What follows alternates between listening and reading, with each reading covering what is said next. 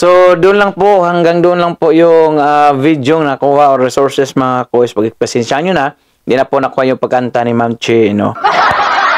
So now, ito na nga mga kuys. Kita nyo yan. Diba? Congressman yan sa District 6.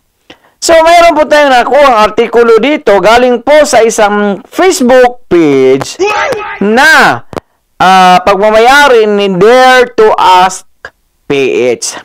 So, ayon po niya dito, Representative Benvenido Bini Abante, House of the Representative, itemized list of expenses allocated to unpaid for per COA reports in 2019 and 2022. Sabi niya dito, the Representative Abante, sinabi po ninyo on October 17, 2024, during the House hearing sa Committee on Good Governance, addressing every wait lang para andyan po, ayan po, ayan o. Ayan o. Diba? Klarong-klaro? Kita ba? Ay, sana yun? Wait lang. Masyado na mangyatang. Ang bilis.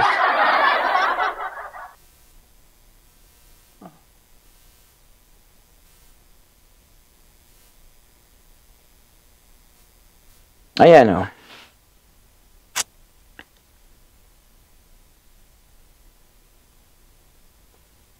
Addressing everyone, lalo na ang COA, na ang taong bayan pa rin ang makapangyarihan sa lahat.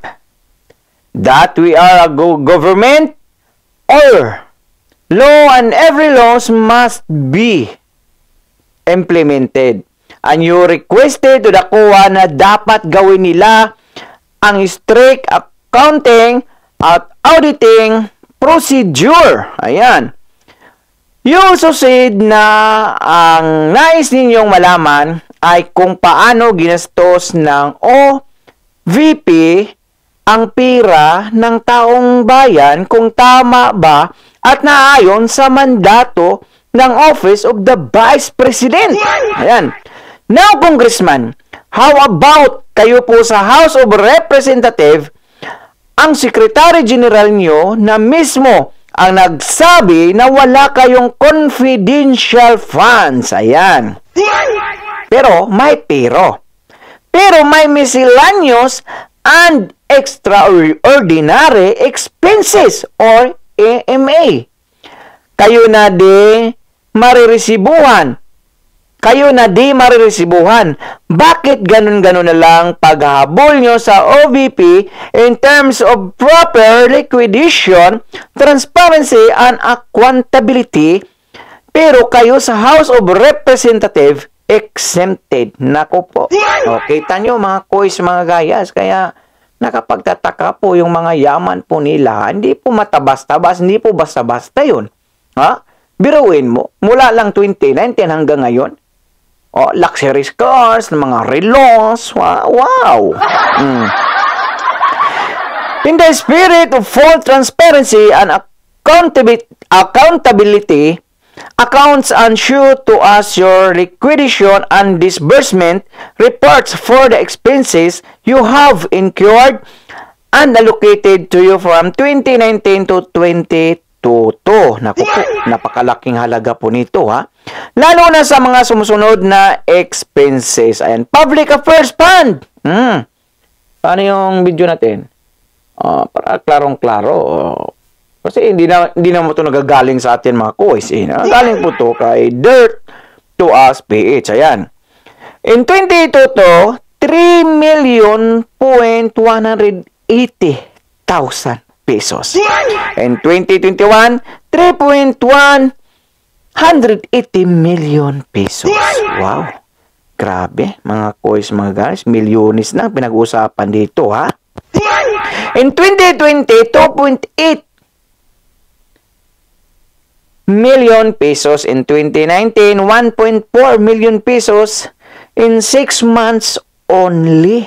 Ha? 6 months only?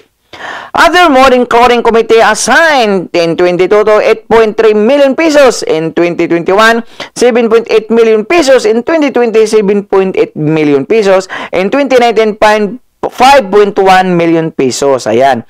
And of course, the other expenses like the contractual, consultants, consultatives, local travels, communication, representation, and your central office staff are all of the above expenses duly supported by officials received. How much of the above expenses were liquidated by certifications only? We all know that you have a concurrent resolution number 10 na liquidation by certification and practice ba na ito ay sinasabuhay ang transparency and accountability. Ayan. Sa pastor, ang congressman, you should be a role model. Tama po ba? Tama po. Tamang-tama. Tingnan nyo po ang US Congress, ang House of the Representative nila, bawat member of the House has the disbursement report sa bawat expense nila tulad ng employee salaries, meals, taxes, airfare, supplies, etc. Sila po ay may totoong transparency and accountability, hindi lang lip service. Ang mga taxpayer nila ay may access sa disbursement report sa kanilang mga mambabatas kung saan ginagastos ang pira ng taong bayan. Ako po, sagutin mo po yan, sir. Nagtatanong po yung taong bayan natin, mga kois, mga gayas, no? Kaya po sa House of Representatives, ang yearly budgetin nyo, bakit wala kayong public presentation? No deliberation, no interpellations, no questions, no scrutinizations, but it is the jurisdiction, is the justifications of the House 12.5 billion budget increase in 2024 and 12 billion in 2023. At kayo mismo, Representative Abante, nasaan ang disbursement? Yeah. Saan yung video?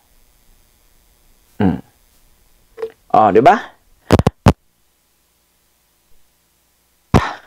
At kayo mismo, Representative Abante, nasaan ang disbursement reports ninyo as a member of the House?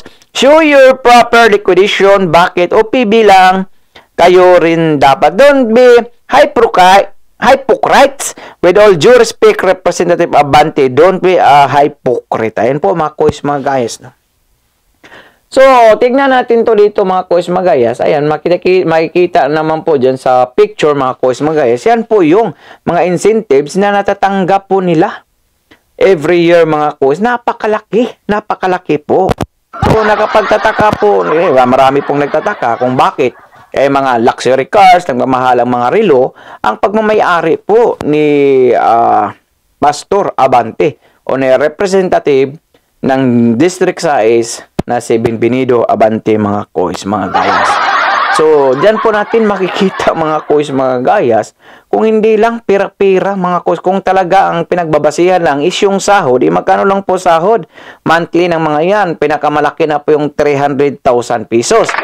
So, talagang kwintahin mo man na hindi po kukulangin po yung sahod nila sa mga ari-ari ang pagmamay-ari po nila, no? So, nakapagtataka lang, mga kois, mga gayas.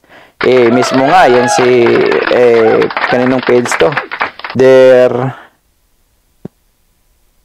Kaninong page to? Kay Dare to Ask PH, mga kois, mga gayas, no? So, kayo na po ang humusga, pakikomento ng iyong mga opinion at reaksyon sa video ito. Pakicomment down below, mga kois, mga gayas. Sorry po, ay talaga naputol, nagurgur po yung live natin kagabi at dito na po natin po tinapos, no? At kung bago naman po kayo sa aking YouTube channel, please follow, like, and share, and subscribe. So, for now, I'm Ken Manila. God first, God bless all, peace. Bye-bye. Speed to the city streets, we began to feel the fire. We rise like tall buildings.